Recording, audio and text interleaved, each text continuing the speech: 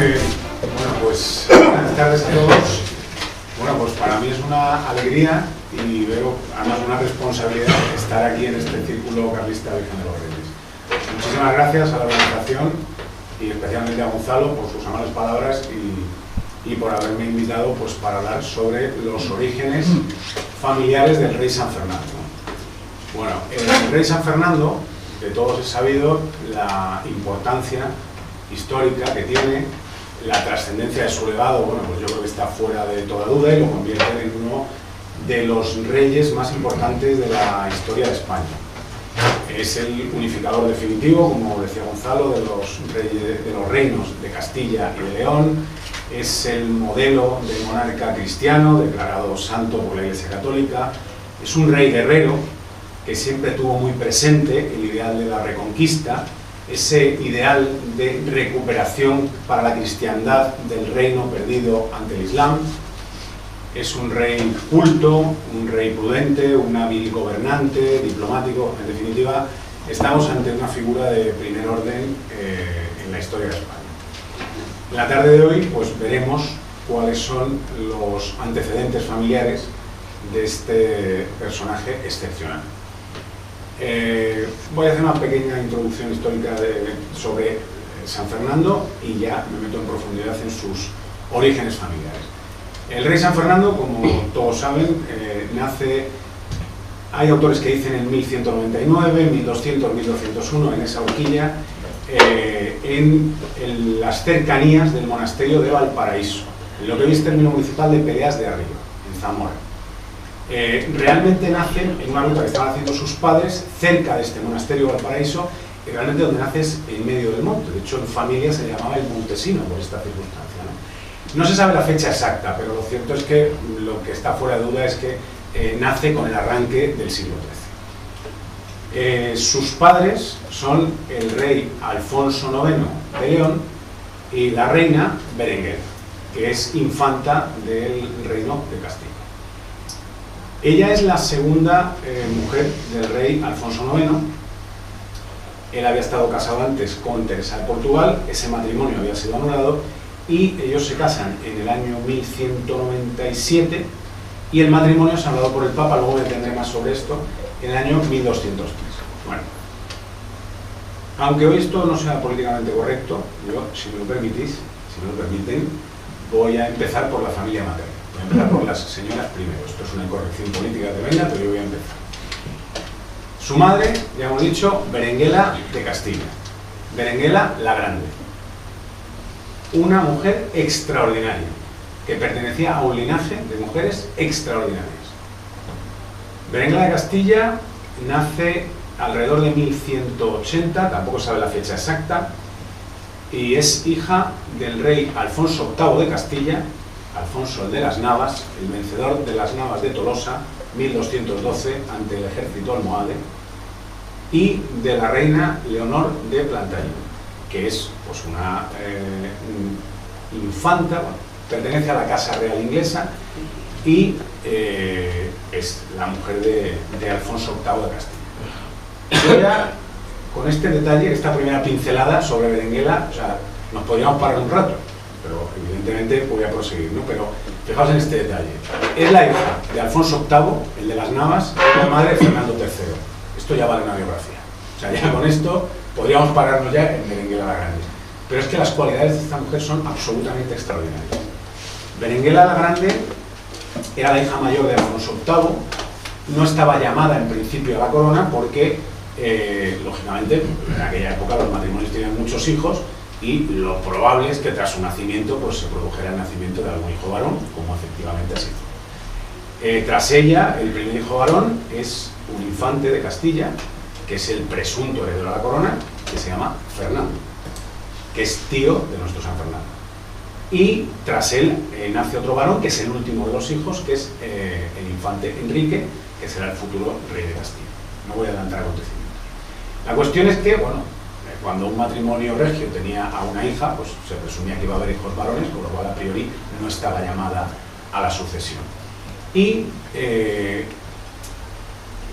en el año 1100, como he dicho antes, 1197, con 17 años, se casa con el rey de León, con Alfonso IX de León. Bueno, era una política común en las casas dominantes del momento, pues casar a las hijas con herederos o con infantes de otras casas reinantes, de otros reinos, para pues, tejer alianzas, etc. La cuestión es que, ahora sí me voy a detener sobre los matrimonios regios.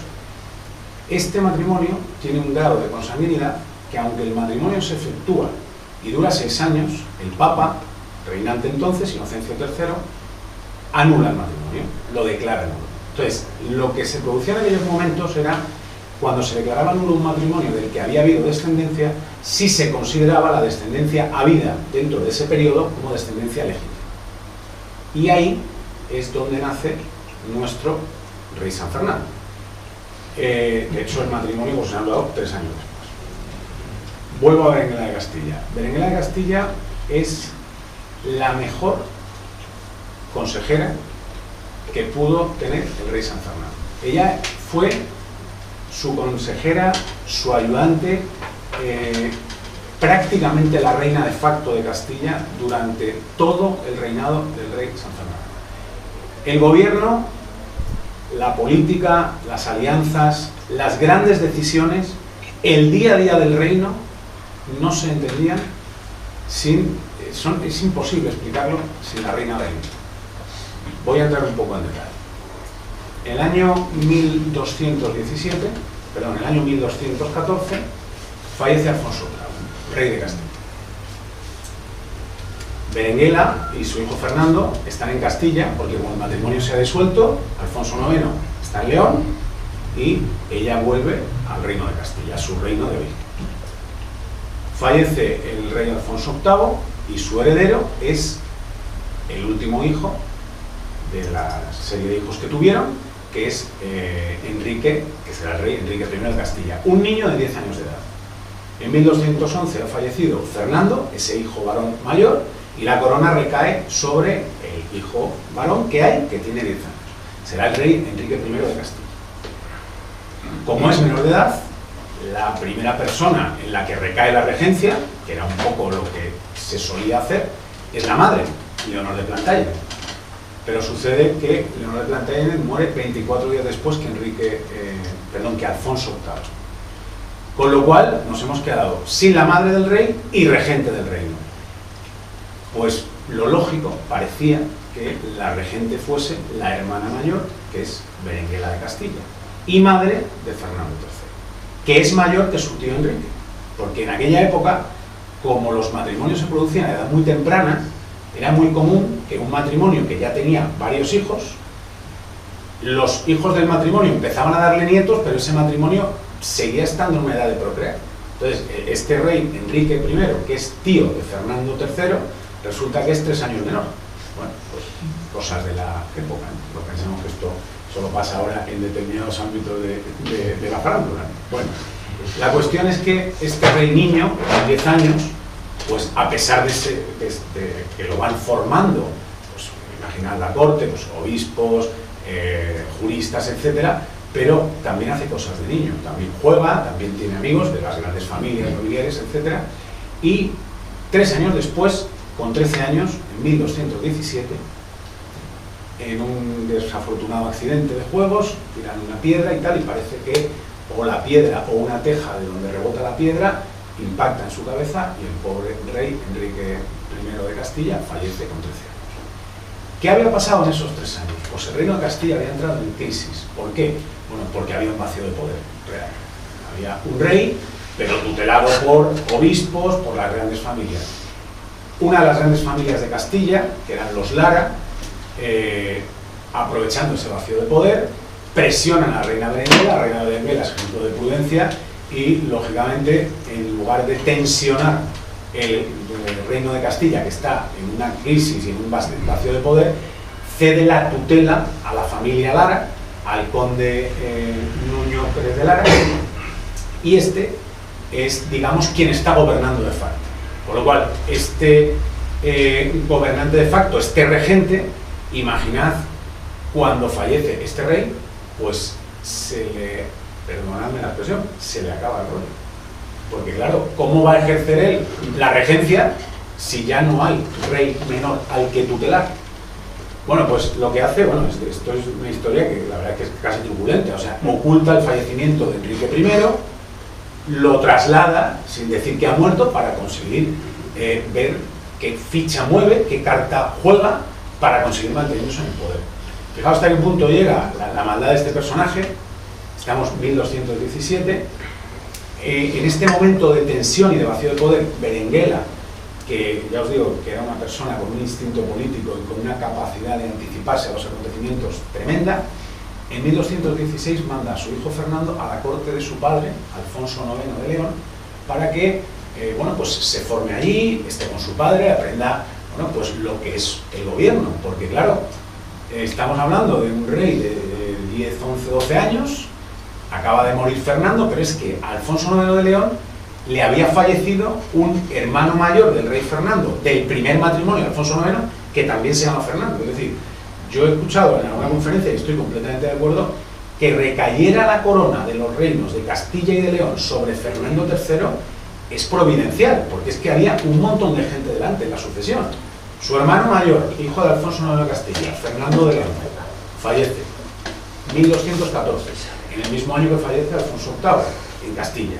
Pero es que en Castilla había tenido dos tíos mayores, Fernando, que muere en 1211, y Enrique, que sí, que coge el trono con 10 añitos en 1214, pero fallece en 1217. Viendo todo lo que podía llegar a pasar y esta familia Lara, que está dispuesta a ejercer el poder en nombre de ese rey niño, la reina Berenguela manda alrededor de 1216 a la corte de León, a la corte de Alfonso IX, del padre de San Fernando, a San Fernando. En el momento en que trasciende la noticia, claro, la noticia pues no, a pesar de que no había redes sociales y a pesar de que no había WhatsApp, pero la noticia trasciende, ¿no? Parece que algunos trabajadores del castillo del obispo donde se produjo el accidente, pues en ese día, al salir de allí, bueno, el conde de Lara dio orden de que el castillo se cerrara cal y canto, pero ya había algunos que habían salido y habían visto aquello y entonces la noticia pues corrió, ¿no? Total, que cuando esto llega a oídos de la reina Berenguela, fijaos la tensión que había en el reino de Castilla, la reina Berenguela se había, digamos, refugiado. No digo escondido porque era público notorio que estaba ahí, pero había refugiado en Autillo de Campos, esto de Autillo de Campos nos suena, ¿no? En el castillo de Gonzalo Rodríguez Girón. La familia Lara está enfrentada a las otras grandes familias, ¿no? A los Girón, a los Tellez de Meneses, a los Díez de Cameros, en fin, era una familia muy potente y lógicamente estaba enemistada con el resto de la familia. Pues la reina Berenguela está refugiada en el castillo de Autillo de Campos de los Rodríguez Girón. O sea, es una cosa que la pensamos hoy con un poco de perspectiva y es surrealista, ¿no? Bueno, pues en ese contexto manda buscar con personas de su confianza a la corte de Alfonso IX a su hijo Fernando a toda velocidad antes de que la noticia llegue al Reino de León.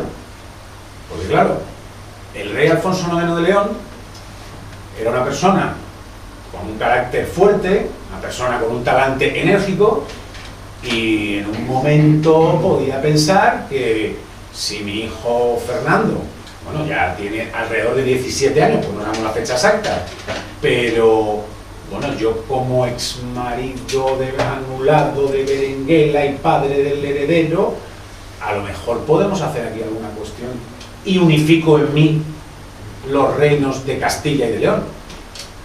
Algo debió ver Berenguela, aparte había convivido con él 6 años, algo debía conocer a este rey, porque lo cierto es que manda allí a gente de su confianza y no dice para qué reclama que vuelva su hijo Fernando otra vez a Castilla. Dan allí un pretexto. Fernando, que estaba muy unido en lo personal a su madre, recibe la noticia de que prácticamente, bueno, que me voy sin comer, que me llama mi madre, que me voy, ¿no? Y entonces llegan a Autillo de Campos, y en Autillo de Campos, pues, es proclamado rey de Castilla, Fernando III, aunque luego parece que el acto más formal, o no creo que llegara a ser coronación, es en Valladolid. Yo hace poco estaba en Valladolid, porque mi hijo compite por allí, y en la catedral de Valladolid hay una estatua de San Fernando, y el que estaba allí viendo a hacer fotos, tal, me preguntó, y es que vengo de Sevilla, tal, y me dice, aquí fue coronado el rey. Digo, pues, sin embargo, tengo un amigo de Palencia que dice que es en Autillo de Campos. Dice, en Palencia que diga lo que quiera. O sea, ¿vale? Entonces, como veréis, el Reino de Castilla sigue disputando este tipo de cuestiones, ¿no? Pero bueno, la cuestión es que la reina estaba en Autillo, la cuestión es que la proclamación no es un acto solamente formal, lleva unas consecuencias, a partir de ahí hay quien acata esa figura, pero fijaos, se produce, por eso digo, Berenguela la Grande es todo un personaje, ¿no? Los derechos sucesorios recaen en Berenguela. Su línea es anterior a la de Fernando, ella es hija de Alfonso VIII. No hay nadie en su línea de varón, han muerto sus dos hermanos. Ella toma la corona, es reina de derecho de Castilla y cede sus derechos y la corona a su hijo Fernando. Pero si mañana la familia real tuviese una reina Berenguela, el ordinal que debería tomar es Berenguela II, porque Berenguela I de Castilla reina una semana, perfecto, le cede los derechos a sus hijos, perfecto, a su hijo, perfecto. Fijaos la visión política de esta señora, ¿eh? O sea, lo primero que tengo que hacer es intentar no soliviantar ni crear más tensiones en el reino que ya está de por sí tensionado, y si me proclamo reina yo, que me corresponde, a lo mejor por el hecho de ser una mujer tengo todavía más problemas, y a lo mejor algunas familias que me apoyan por esta cuestión igual lo pierdo, y va a ser más del agrado de todos, mentalidad de época siglo XIII, que le ceda mi corona y mis derechos a mi hijo, que ya tiene alrededor de 17 años, que se ven en él, según sus preceptores y sus contemporáneos, unas cualidades buenas como para tomar la corona, que no es de estos reyes abúlicos o que estaban ahí entretenidos en la cacería o en hacerle la Pascua al reino de al lado y tal, sino que se ven en él ciertas cualidades que ella considera que puede concitar un acuerdo más grande, ¿no? Bueno, por supuesto los Lara a lo suyo, ¿no? Los Lara a dar la lata, ¿no? Entonces, bueno, los Lara, para que veáis el perfil de la familia en aquel momento, los Lara mandan una embajada al rey Alfonso IX de León a decirle poco más o menos que haga valer sus potenciales derechos sobre la corona de Castilla, ¿no? Y el rey Alfonso IX de León le sienta como un tiro que su hijo haya sido proclamado y llega a invadir Castilla, o sea, llega a meter tropas y le hace de caballo de Troya a la familia Lara en Castilla, año 1218. O sea, esto es, imaginad la escena, ¿no? Bueno, San Fernando, probablemente aconsejado y muy bien por su madre, él en todo momento, cuando jura en sus declaraciones solemnes y documentos similares, todas las crónicas recogen que él, como monarca cristiano, no se va a alzar contra otro monarca cristiano. En este caso concreto es que encima mi padre. Claro, él dice expresamente no me voy a levantar nada. Es verdad que arma una hueste para defenderse, porque es que la amenaza no era una amenaza velada, no era una amenaza disuasoria. Entran tropas de León en Castilla y entran arrasando, porque en aquella época, en fin, lo de la alianza de civilizaciones quedaba mucho para trabajarlo. O sea, entre reinos cristianos también se pegaban, ¿no? Bueno, pues entran, se llega a arrasar algunas poblaciones, pero parece que la influencia de Berenguela, la relación que habían tenido los dos esposos, que había sido, parece que, a pesar del carácter enérgico de Alfonso IX, una relación aceptable. De hecho, ellos pidieron encarecidamente al Papa que revisara lo de la dispensa varias veces, y es verdad que les tocó un Papa, Inocencio III, que era en este aspecto muy inflexible, pero ellos lo pidieron varias veces y el Papa pues se negó. Lo llegaron a pedir incluso en este momento, que eso igual hubiera dibujado las cosas de otra manera. La cuestión es que ella media, y en 1218 llegan Alfonso IX y Fernando III, padre e hijo, a un acuerdo, que es el Pacto de Toro, porque se hace en esta localidad, y ese acuerdo, la que gesta este acuerdo, la muñidora de este acuerdo, es Berenguela de Castilla. Esta es una de las primeras grandes gestiones de Berenguela de Castilla.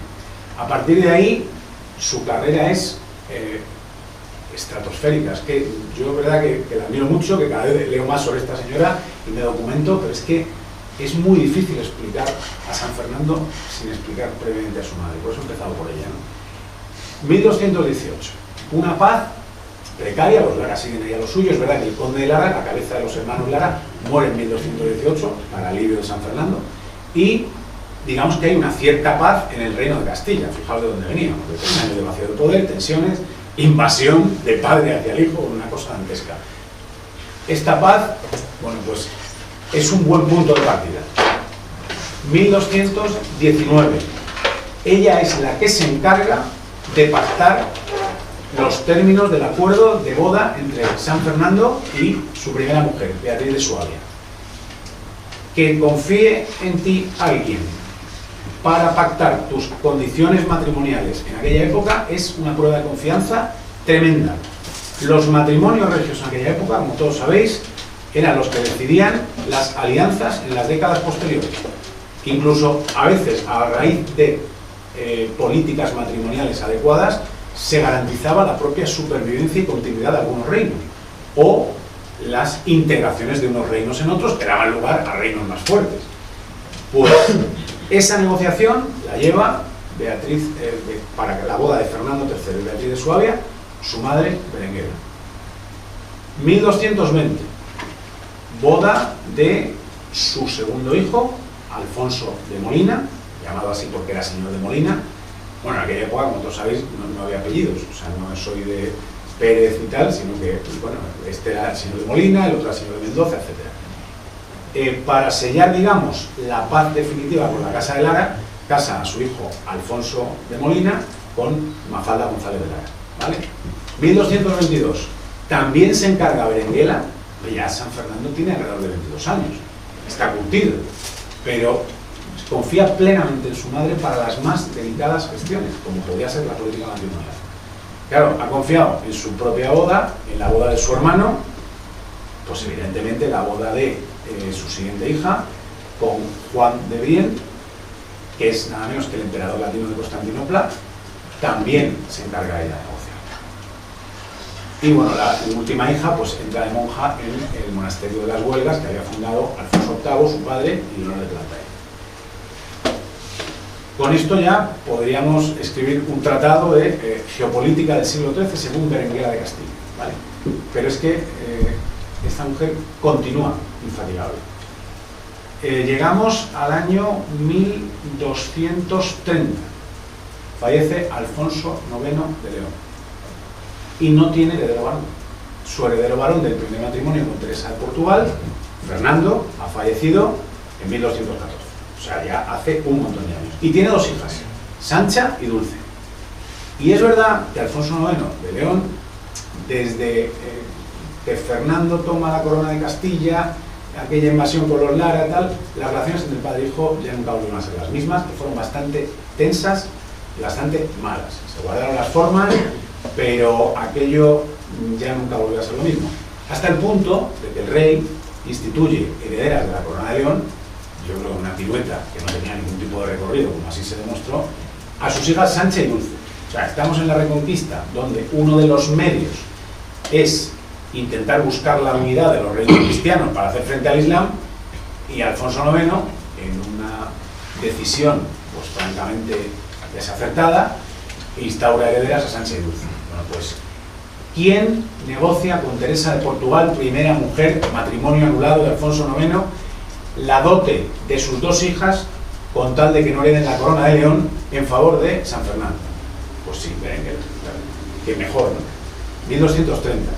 Bueno, pues, oye, se reúnen en Benavente con Teresa de Portugal, pactan una dote espectacular, una cantidad estratosférica para la época, villas, castillos, rentas, un montón de maravillas, para que ellas renuncien a la corona de León.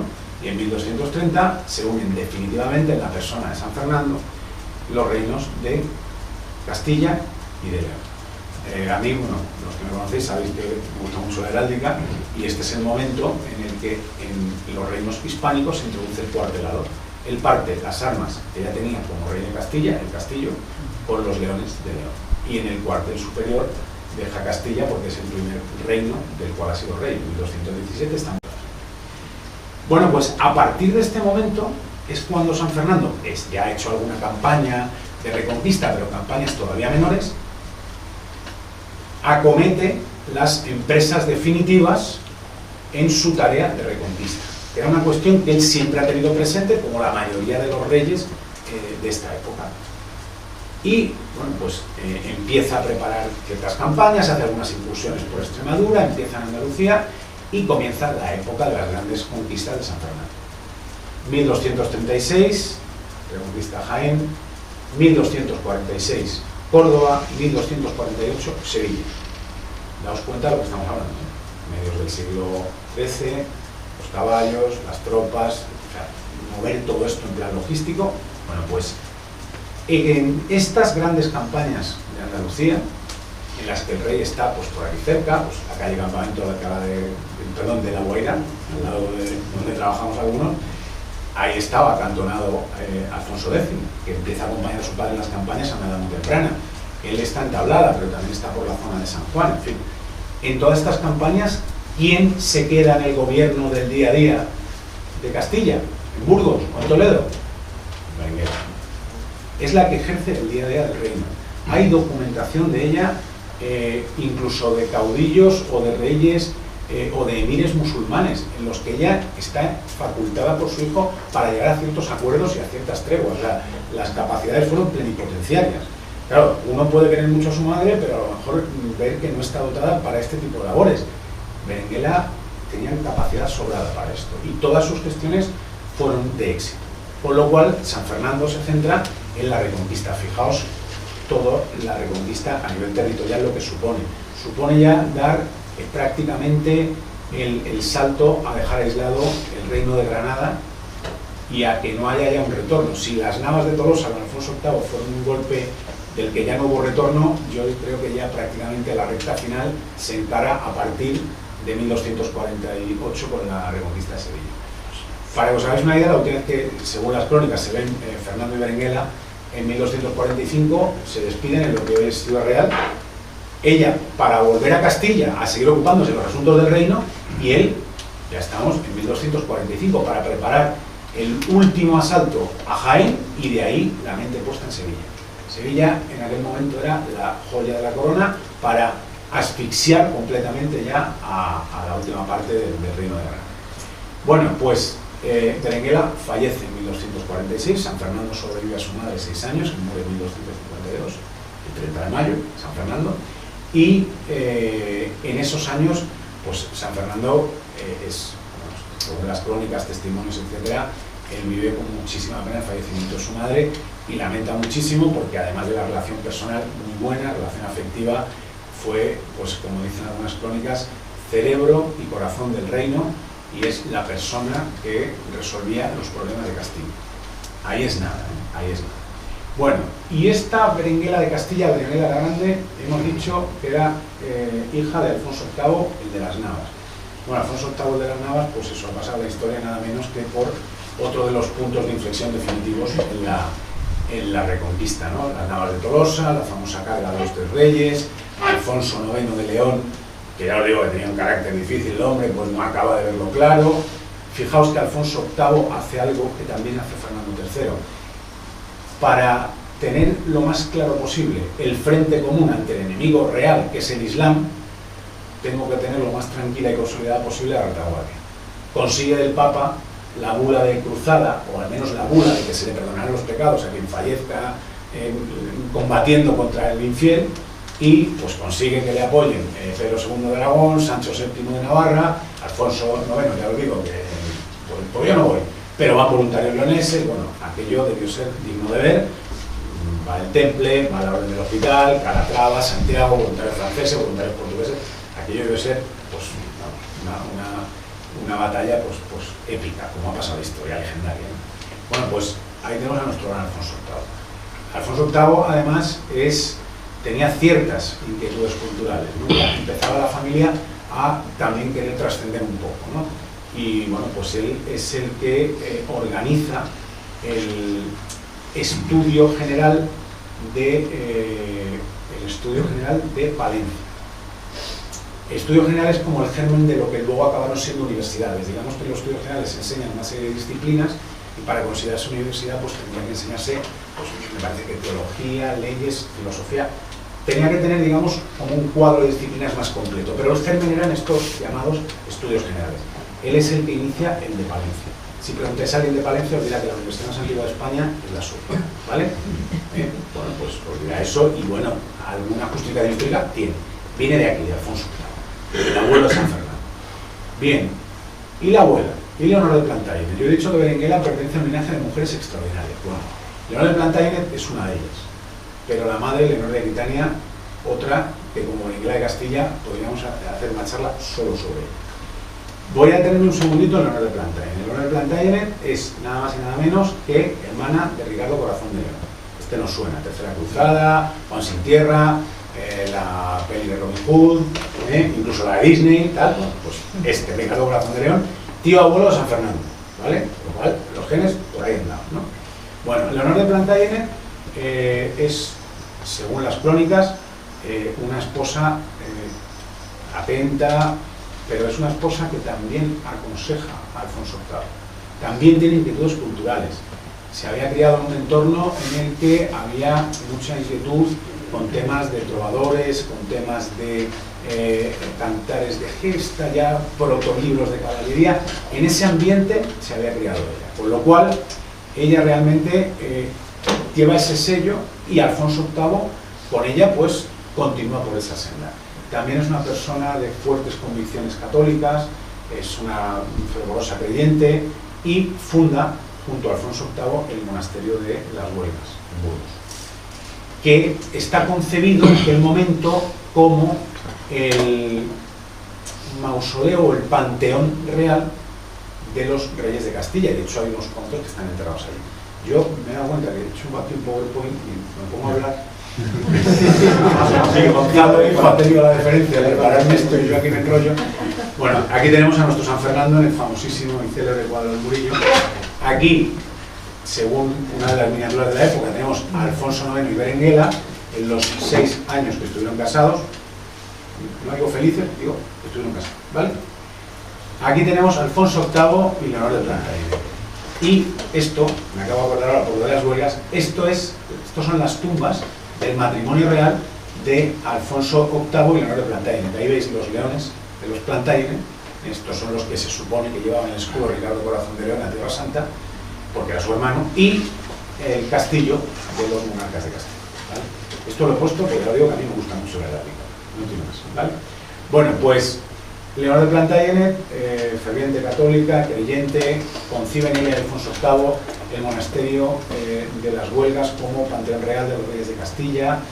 Se lo encomiendan a la orden cisterciense. La orden cisterciense venía de reformar un poco la regla benedictina porque consideraban que la orden de Cluny ya como que se había desviado un poco, había relajado un poco las costumbres, en fin, que era encomendarlo a una orden que, digamos, era bastante rigurosa en cuanto a la observancia de los preceptos monásticos, ¿no? Bueno, era en aquel momento, pues, con ese perfil, ¿no? Leonor de Plantagenet, en otra de las cosas que parece que influyó a Alfonso VIII, pues fue en ese tejer alianzas vía política matrimonial. Bueno, fijémonos en su primera hija, Berenguela, con el rey de León. Pues, muy buenas. ¿Qué tal, Juan Pablo? Berenguela, la mayor, con el rey de León. Otra de sus hijas, Leonor, con el rey de Aragón.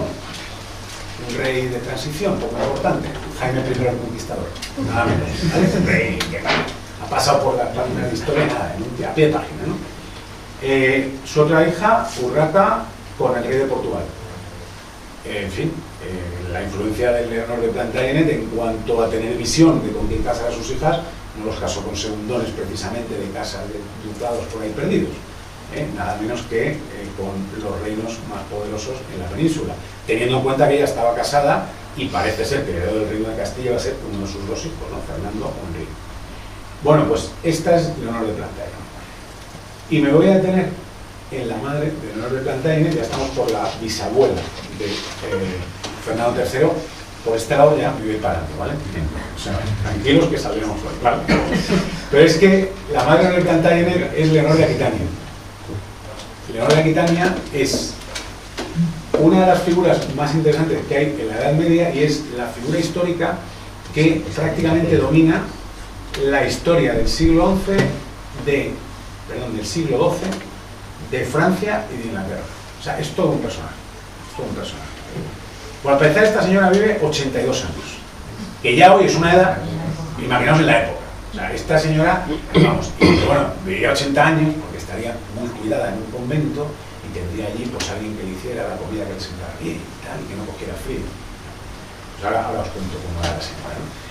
Y bueno, Leonor de Aquitania, ella es hija del duque de Aquitania, tiene un hermano varón, hermano que fallece, y ella pues reclama para sí el señorío del ducado de Aquitania.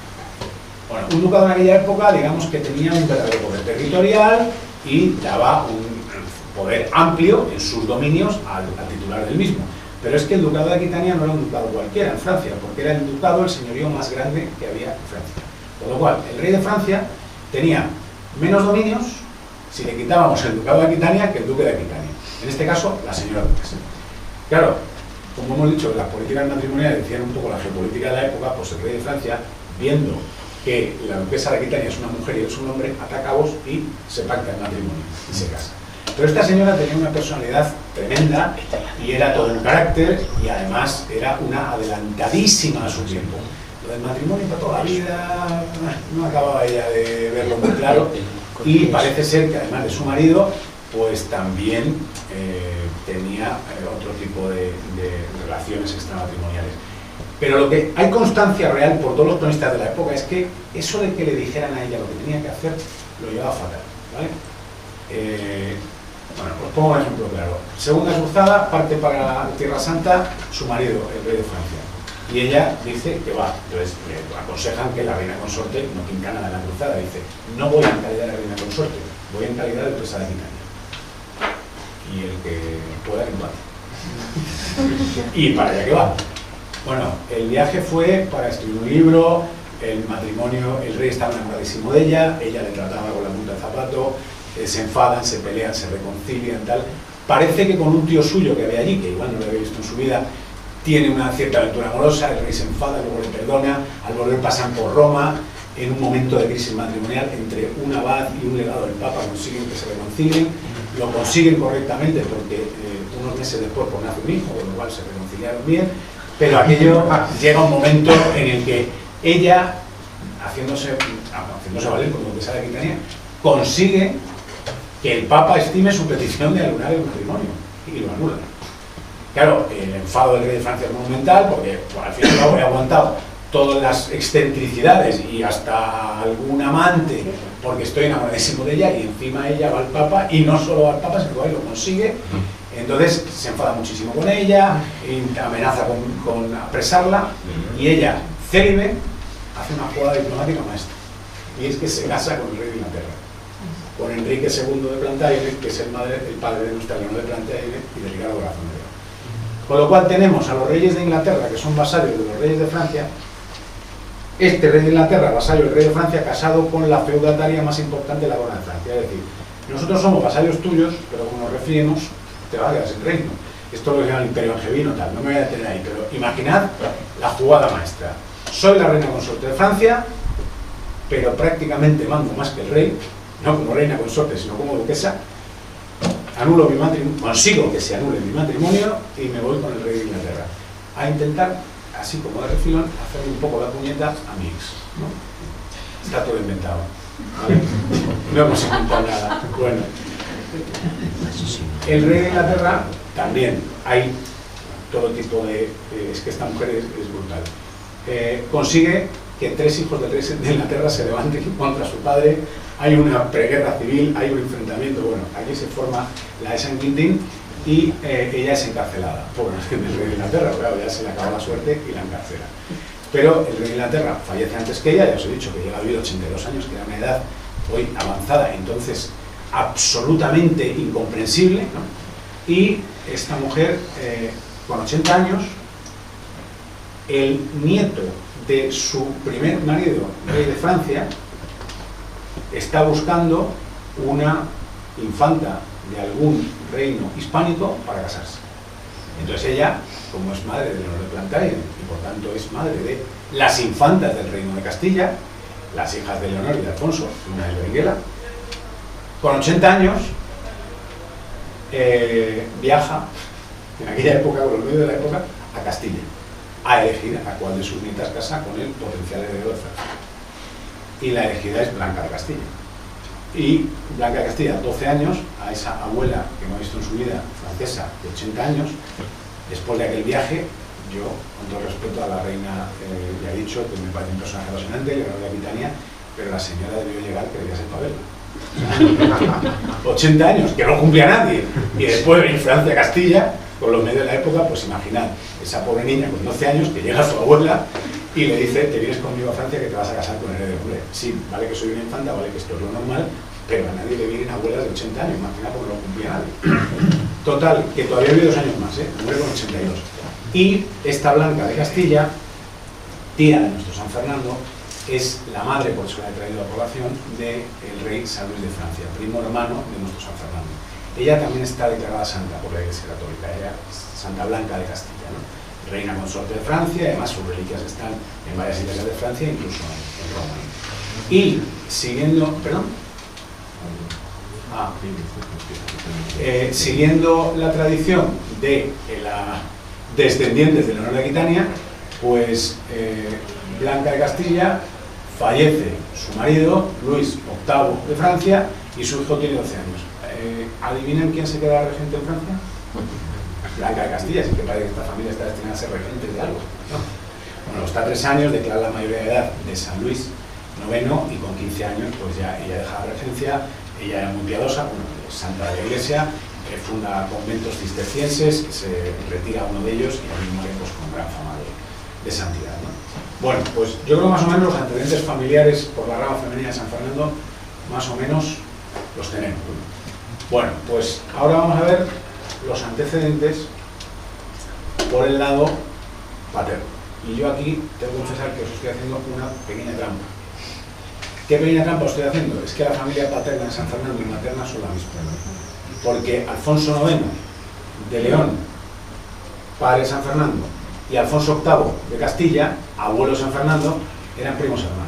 Y esa fue la razón de la anulación, esa consanguinidad entre Berenguela, hija de un primo hermano de el que iba a ser su marido, la que el Papa Inocencio III esgrimió para anular ese matrimonio. Pero bueno, la descendencia legítima, pues vamos, ¿no? Por eso ella se volvió al reino de Castilla, por eso estaba allí con San Fernando, por eso cuando se puso la cosa complicada lo mandó con el padre a León. Por eso cuando muere su hermano Enrique, lo manda, no, que es que lo echamos de menos. ¿Vale? Bueno. Pues tenemos a Alfonso IX de León, primo hermano Alfonso VIII de Castilla.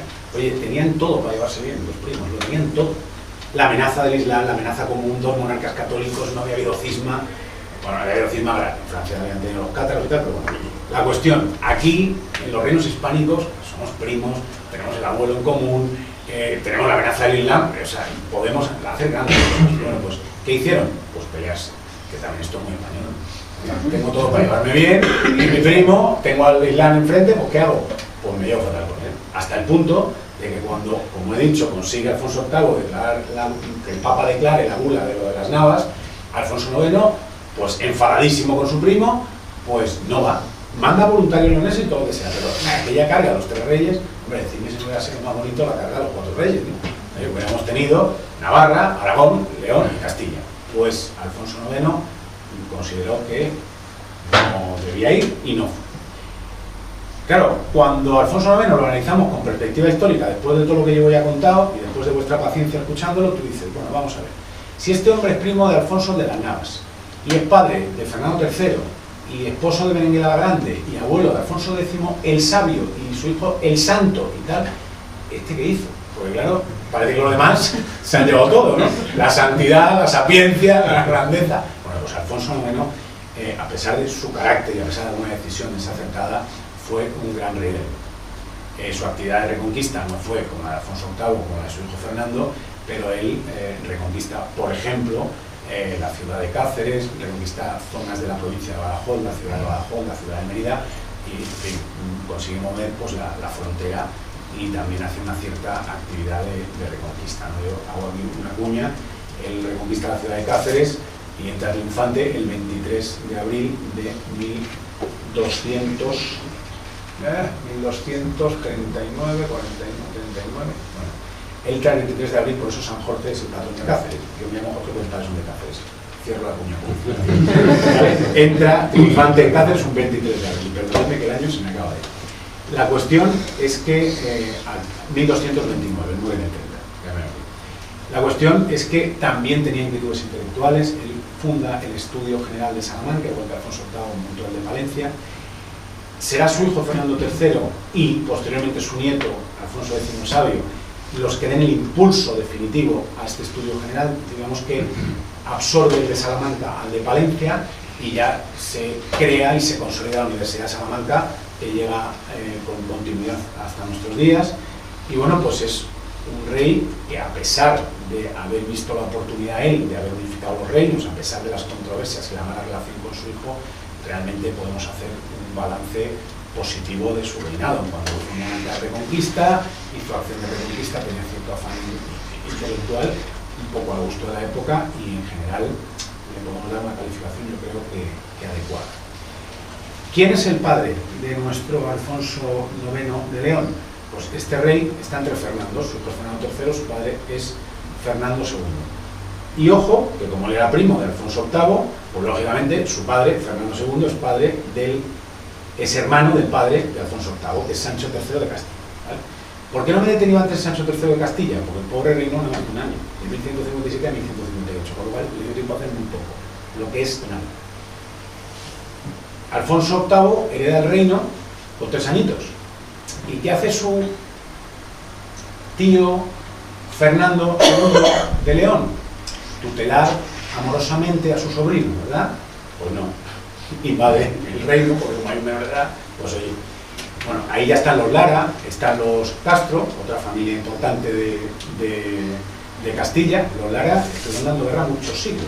Los Lara llegan hasta los reyes católicos, Jorge Manrique, el poeta, tal, desde los Manrique de Lara, vienen de allí. Bueno, para que os hagáis una idea, en la minoría de edad de Alfonso VIII en Castilla, el reino se ve amenazado por sus 2 tíos, reyes. Como Alfonso VIII era hijo de Sancho III y de una infanta de Navarra, pues los reyes de Navarra y los reyes de León, oye, qué mejor para gestionar el reino en Castilla que invadirlo. Uno invade por un lado, se queda con Logroño, y el otro invade por el otro, y claro, imaginad el tema. ¿Quién está dispuesto a defender el reino? Por desgracia, aquellos que piensan que pueden sacar el mejor partido en la defensa del reino. Los Lara y los Castro en aquel momento. Bueno, pues viendo la situación, llegan a un acuerdo en el que uno es regente del reino y el otro es tutor del rey menor. Y en eso crece el pobre Alfonso VIII, claro, como para no irse hasta nada normal, el pobre mío. Bueno, pues este Fernando II de León, pues ya lo digo, más que actividad de reconquista, que alguna tuvo, sí tuvo cerca de Portugal, cerca de Badajoz, pero claro, antes que pelearme con los musulmanes, si puedo invadir el reino de al lado porque mi sobrino tiene 3 añitos, pues yo voy y lo intento y a ver qué pasa, ¿no? Bueno, pues no mucho más sobre Fernando II de León. Pero avanzo, estos 2 hermanos, Fernando II de León y Sancho III de Castilla, ¿de quién son hijos? Pues son hijos de un gran rey de Castilla y de León, que es el rey Alfonso VII. El rey Alfonso VII realmente es rey de León y es conde de Castilla. Pero al hacer la división, equipara el condado que él había heredado a un reino para que ninguno de sus 2 hijos, digamos, al dividir, que eso es otra decisión desacertadísima, tengan los 2 la misma categoría, no tenga un hijo que sea más que otro. Bueno, pues Alfonso VII es uno de los reyes de León que se denominan y se coronan, en este caso en la Catedral de León, que fue Imperator Totius Hispanic. Se da la paradoja de que los reyes de León reclaman para sí el tener la legitimidad de los reyes de las reconquistas turleoneses, y la legitimidad les viene, digamos, según ellos defienden, de Don Pelayo. Entonces, yo soy el que está por encima del resto de reinos peninsulares, de Portugal, de Navarra, de Aragón, etc. Por tanto, soy imperator y vosotros sois rex, o dux, o conte, o señor de. Esto ya lo había hecho Alfonso VI. Esto lo había hecho incluso la reina Urraca de León. Ella es Imperatrix Totius Hispani también.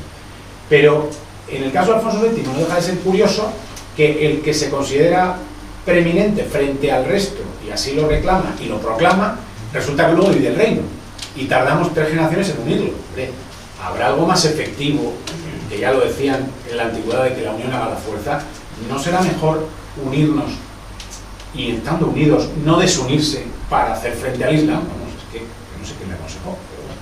El caso es que Alfonso VII de León toma esa decisión desacertada y en esas 3 generaciones, a partir del matrimonio de Berenguela y de Alfonso, se unen ya definitivamente en la corona en la persona de San Fernando.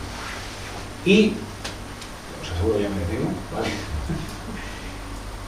¿Quién es la madre de Alfonso VII? ¿Qué importancia tiene la madre de Alfonso VII? Pues lo que voy a decir también es políticamente incorrecto y por eso lo traigo.